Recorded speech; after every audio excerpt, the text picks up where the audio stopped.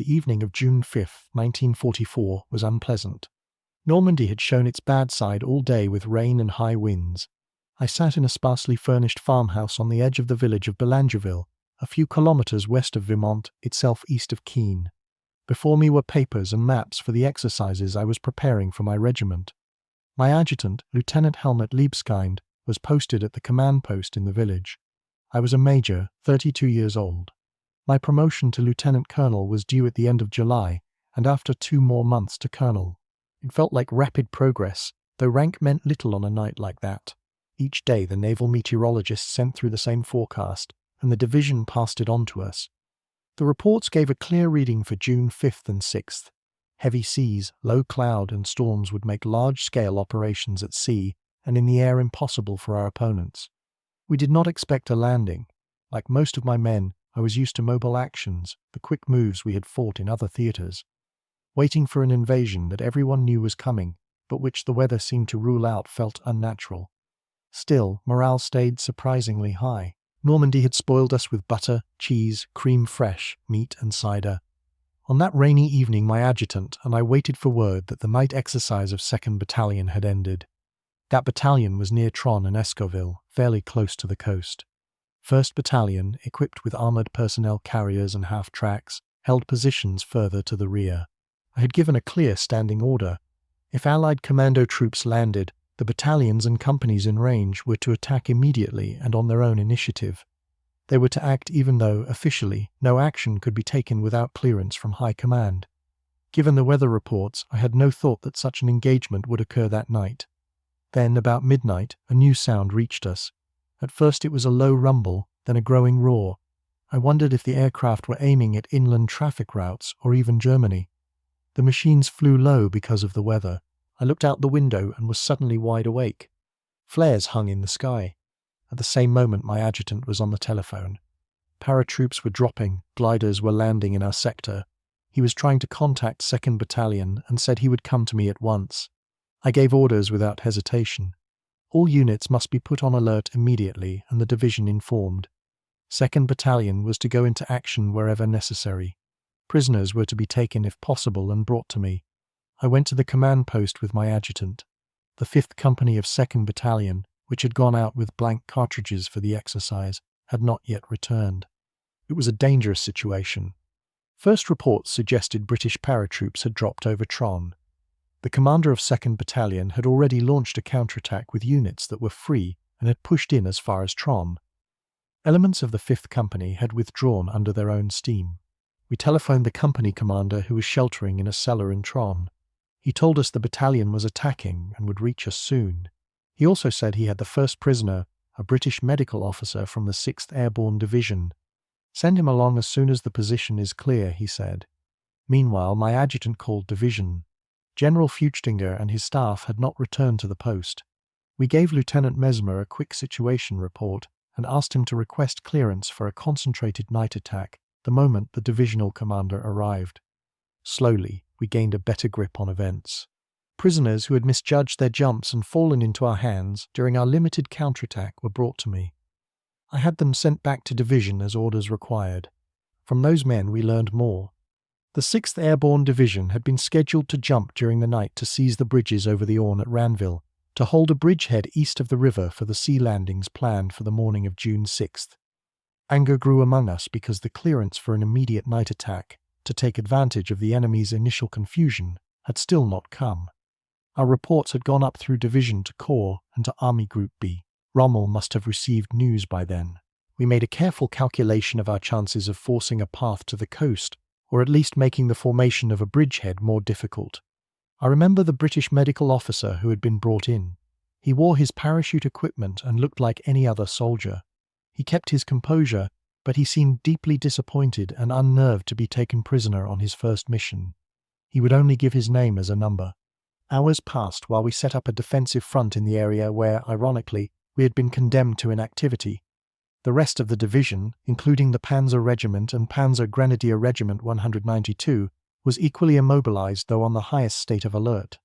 My adjutant telephoned division again. Major Foster came on the line, but could not change the established orders. Army Group B told us this was a diversionary maneuver. The British had dropped straw dummies on parachutes, they said. At daybreak we were still awaiting clearance for a counterattack. Libeskind heard a heated conversation. Feuchtinger had just returned from Paris and had seen a gigantic armada off the west coast, warships, supply ships and landing craft. He wanted to attack at once with the entire division to push through to the coast. But clearance was denied. Hitler, who worked late into the night, was, they said, still asleep. At the command post that early morning I paced and clenched my fists at the indecision above us. If Rommel had been present instead of in Germany, he would have disregarded orders and taken action. We felt fit and ready. I kept my anger hidden and presented a calm, matter-of-fact face because experience had taught me how to hold men steady in crisis. The worst thing was indecision. After only a few hours, the brave units in the coastal fortifications could no longer withstand the pressure or were smashed by the Allied naval guns. A German panzer division that should have engaged lay motionless behind the front. Allied bomber formations, thanks to complete air superiority, covered the coastal sectors and Keene with concentrated attacks. From the hills east of Keene we saw the gigantic invasion fleet and the fields littered with transport gliders. Observation balloons hovered over the landing force and the heavy naval guns began to deliver precision fire. The situation forced us to regroup. Strong combat groups were formed on either side of the Orne, east and west. We still waited for clearance to counterattack. Seeing the fleet, I thought there was no longer much chance of throwing the Allies back into the sea. Bringing up reserves was becoming extremely difficult. The second front had been established. The enemy in the east pressed with superior strength. The ceaseless bombing of our industrial centres and railway communications meant that even the bravest and most experienced troops could not win this war. That successful invasion felt like the beginning of the end. Only years later did I learn more about what happened in those critical hours.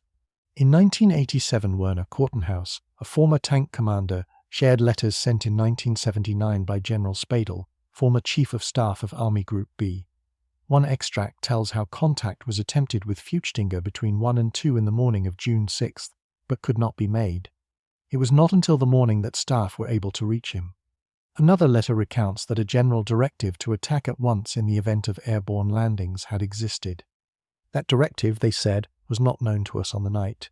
If we had known, we would have launched a full attack with our combat group and may have pushed through to the coast, perhaps retaking the bridges at Ranville. In hindsight, the failure to pass clear, timely orders cost us the chance to exploit the confusion of the first hours. The 21st Panzer Division had a standing order to go into action at once if airborne troops landed. That directive, to attack in full strength with the whole division, was supposed to be in effect on the night of June 5th into the 6th. Yet at the time neither I nor my adjutant knew of it. Later, Libeskind, who rose to general in the Bundeswehr, confirmed he had not been told either. Apparently the other units in the division were also unaware. Instead, we all followed the strict standing order not to make even the smallest move until clearance came from Army Group B. Reading General Spadel's letters years later, it became clear the divisional staff must have known of the other directive. I have often asked myself what might have happened if I had known. If I had been aware of the order to attack airborne landings, I would, on my own responsibility, have launched a full assault with my regiment reinforced by the Becker Assault Gun Battalion against the landings east of the Orne. My adjutant agreed with me then, and he agrees now that by exploiting the enemy's initial confusion, we might have pushed through to the coast and perhaps retaken the 2 bridges at Ranville.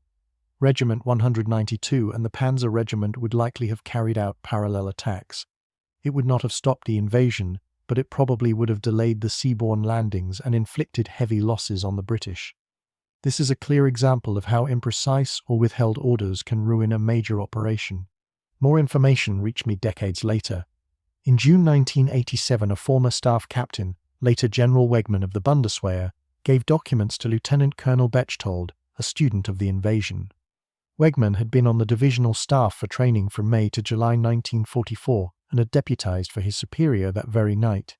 He reported that late on the evening of June 5th, the division's radio company intercepted a British clear text message indicating the loading of transport gliders. After the first reports of airborne landings, he immediately alerted the whole division and informed Feuchtinger in Paris between 2 and 3 in the morning. Feuchtinger arrived at the command post only between 6 and 7. We were all astonished that Spadel, who had called at 2 in the morning and knew of the general directive, had not issued an immediate order to attack the airborne forces in my sector east of the Orne. In those critical hours, it was left to commanders who were poorly informed to cope with a fast-moving catastrophe. In retrospect, that omission seems inexcusable. On the night of June 5th into the 6th, Lance Corporal Hamel, assigned to guard duty in my reconnaissance battalion, later told how deeply the inactivity upset us.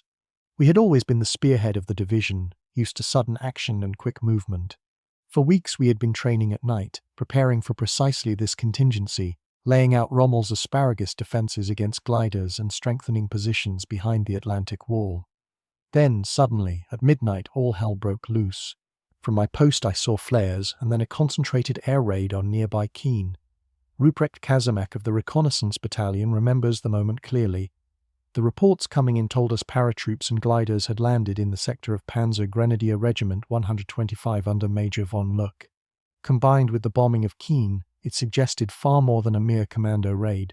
We were told, repeatedly, to await orders from the highest authority. Despite that, within a short time, the battalion prepared for action. Our commander, Major Waldo, was on leave and due back on June 8th. A liaison officer sent to von Luck reported that not only had an airborne division landed east of the Orne, but a vast armada had gathered off the coast, preparing a seaborne landing. Heavy naval guns had joined the operation, and the weak coastal units were already engaged in fierce fighting. Soon an order arrived attaching our battalion to von Luck's combat group to move toward Tron, about 12 kilometers east of Keene, using all cover. We reached the area just west of Tron early the next afternoon with little interference. As we advanced on the 6th of June, 2 Messerschmitt fighters flew low over the Orne, the only German aircraft active that day in our sector. We cut scarves from parachute silk for dust protection as we moved. The deputy commander gave the order to attack. We went in almost on the march, meeting stiff resistance. Further west we could hear the sounds of the fighting where our armoured group was supposed to strike. The enemy concentrated its naval fire against that dangerous thrust, and their air force was active as well. We made progress toward the outskirts of Esquerville, only a few kilometers from Ranville and the 2 bridges over the Orne. Those first hours were chaotic. Despite the supposed general directive, we had still not received permission to counterattack during the night. Even into the morning the clearance failed to arrive. High Command and Army Group B, and some in Berlin, believed the landings were a diversion aimed at Calais. Others, like General Marx, thought the landing genuine and acted. Rommel was en route to his headquarters, but he had not met Hitler and no decisive orders came from above. By the time the division began to move in force, it was late. When General Marx ordered a full divisional attack east of the Orne, the units that hit the airborne bridgeheads smashed the 6th Airborne Division in their sector and severed their communications with the west. But the seaborne landings were by then evident in the midst of our movements, and the barrage from British planes made regrouping painfully slow. Another order from the 7th Army directed the bulk of the 21st Panzer Division to attack the enemy forces that had landed west of the Orne, while only elements of von Luck's group were to strike the bridgehead east of the river. This drawn-out command shuffle cost us time and lives. Regrouping took hours as units from east of Keene, and the Orne squeezed through the narrow gaps at Keene and over the few bridges available, all under near constant bombardment by naval guns and fighter bombers. Tinger informed me that an armoured group, including my battalion in SPW St. Schutzen Panzerwagen, was to push through to the coast west of the Orne. His orders to me were blunt. You will attack with your battalion reinforced by Panzer Reconnaissance Battalion 21, Assault Gun Battalion 200, and a platoon of anti-tank guns east of the Orne. Your task is to crush the 6th Airborne's bridgehead, recapture the 2 Orne bridges at Ranville, and establish contact with the coastal units. Artillery would support us as soon as all elements were in place. I worried about using the reconnaissance battalion in that role. As an armoured scout, I had seen action in every theatre. We were the spearhead, not a mass assault force. We were not equipped for full-scale assault. No. 4 Company of the Panzer Regiment did not arrive until about 5 in the evening on June 6th. Major Becker's assault gun batteries did not reach us until the night of the 7th. I had to begin without them. My 2nd Battalion was tied down in heavy defensive fighting against paratroops trying to widen their still small beachhead, so I could free only limited elements for the attack. Late that afternoon, almost at the same time as the armoured group west of the Orne, we set off. Our goal was to push through via Esquerville, La Villette, to Ranville and the 2 Orne bridges. The reconnaissance battalion struck first from the march, supported by the Panzer Company, and pushed into Escoville against surprised defenders. Then all hell broke loose.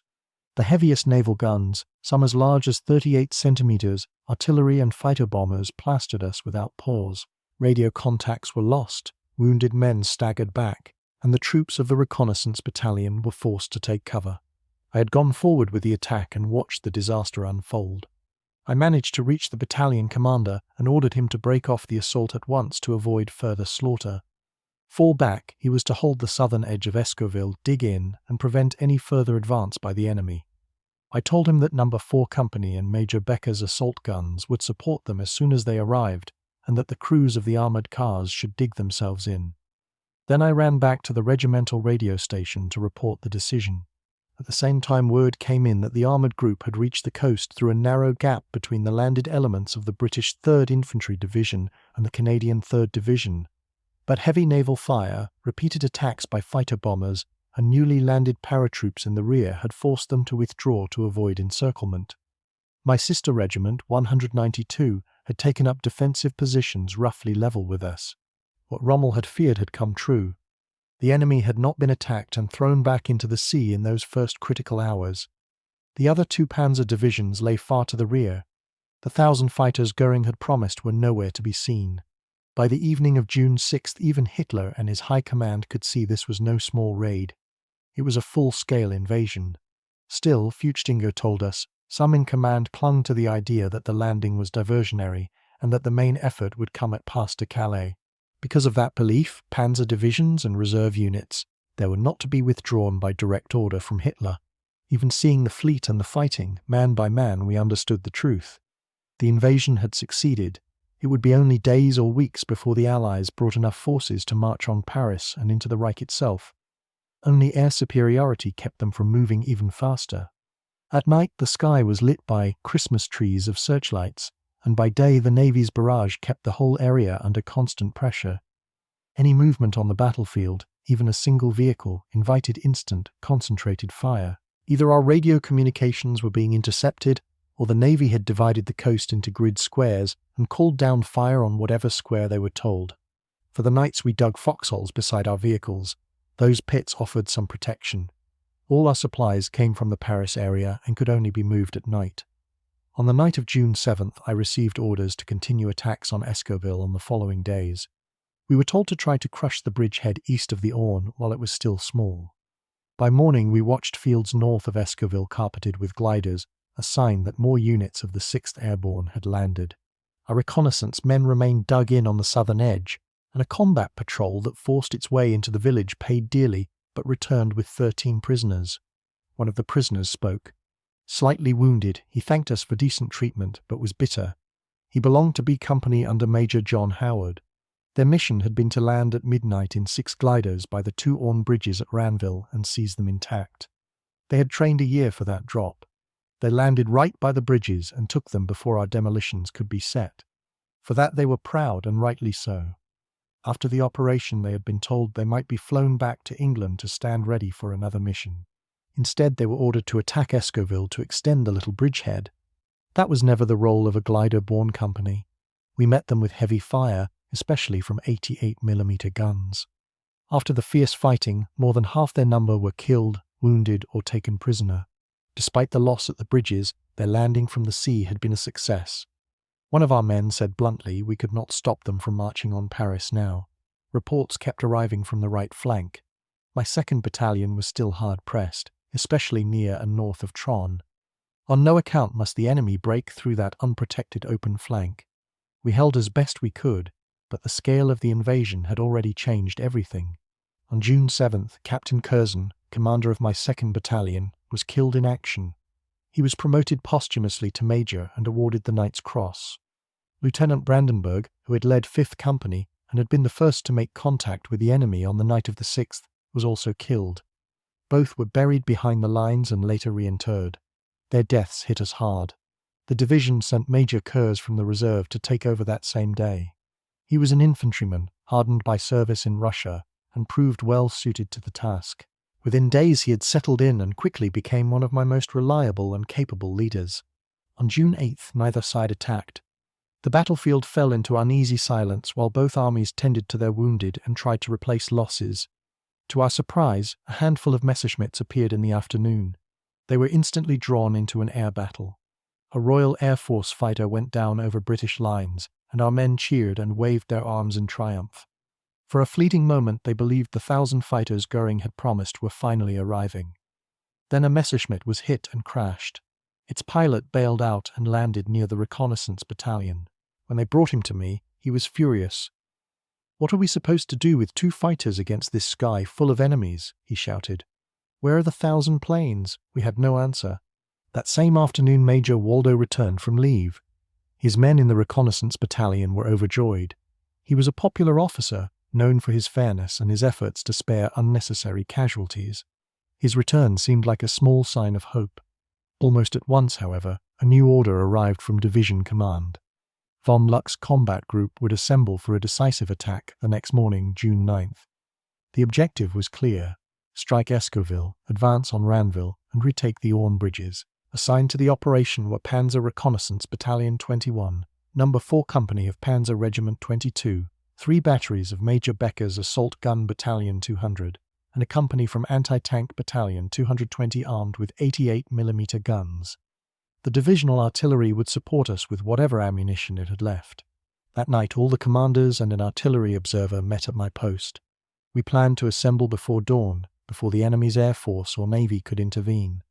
The motorcycle escorts of the reconnaissance battalion and the grenadiers of 2nd Battalion, those not pinned down, would lead. 1st Battalion would follow, backed by the tanks of No. 4 Company and Becker's assault guns. The anti-tank company would take positions on a hill south of Escoville to fend off counterattacks by British armour. It would take a strong, coordinated group to overcome the constant naval and air bombardment. We assembled an hour before dawn.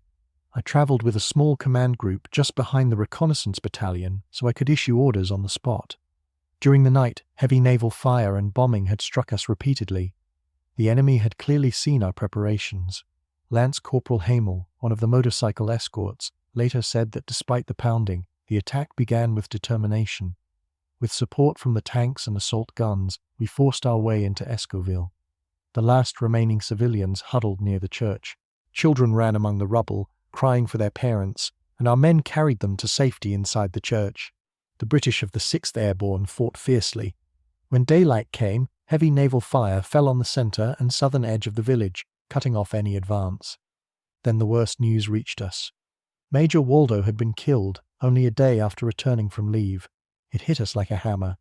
We could not recover his body until after dark, when a small patrol of volunteers whom the British, to their credit, allowed through brought him back and buried him behind our lines.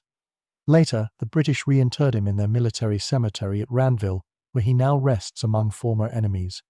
Waldo's death affected me deeply. During our time together in Paris, I had spoken with him often. He was openly critical of Hitler and placed his faith in Rommel, whose realism gave him hope. Later I learned that Waldo had belonged to the wider circle of men connected with the July 20th plot. He had been an officer of the old Prussian school, decorated in Russia, modest and humane. His sister told me a story that summed up his character. Once, surrounded by partisans in a Russian village where the civilians had nothing to eat, he divided his men's rations among the women and children. That night, a group of partisans approached and said, "German, you gave our people food. We thank you. You may leave tonight. We will not attack." It was a rare sign of humanity on both sides. Captain Brandt from the reserve replaced Waldo as commander of the reconnaissance battalion. For all of us, June 9th became a nightmare. Werner Kortenhaus, then a tank commander in No. 4 Company, later called it one of the hardest days of the war. We assembled with about 10 tanks under the trees south of Escoville. One by one, we drove past the chateau into a broad meadow surrounded by hedges, where we planned to form a wedge formation for attack. The grenadiers followed close behind. Then everything happened at once. Within minutes 4 tanks were hit by naval guns. On my own Panzer Roman 4, the turret jammed, leaving only the machine gun to fire into the hedgerows. The bombardment grew heavier. Major von Luck gave the order to withdraw, and the grenadiers fell back with us. The shelling did not stop. 30 or 40 grenadiers were killed in minutes. By the evening of June 9th, we understood the truth at last. We could no longer drive the British back into the sea. Years later, in 1960, I returned to the ruins of the chateau and walked the ground again. Our attack had never stood a chance. Behind the hedges was a solid stone wall that would have disabled our guns had we tried to cross. In front of it ran a deep ditch, perfect cover for the defenders. Through holes blasted by artillery, they could withdraw easily. For us, it had been the worst ground imaginable for a tank assault. Reports from patrols confirmed that on June 8th, the British 51st Highland Division had relieved the exhausted 6th Airborne in the bridgehead. I had fought that division in North Africa and knew its reputation as one of Britain's elite units. The odds were now impossible. One day a patrol returned with a strange prize, a DKW motorcycle painted khaki, bearing the insignia of our own reconnaissance battalion. The British had captured it in North Africa, shipped it to England, and sent it to Normandy, where my men had recaptured it and brought it back to me intact. It was a small, ironic reminder of how far the war had carried us. Meanwhile, during the nights of June 7th and 8th, the Panzerlehr Division and the 12th SS Panzer Division reached the front after long, punishing marches from the east and south of Keene. Thrown into counterattacks and defensive fighting west of the city, they too were broken by the ceaseless bombing of the Royal Air Force. Decimated and unnerved, they could make no headway against the Allied bridgeheads. The line had hardened. The initiative was gone.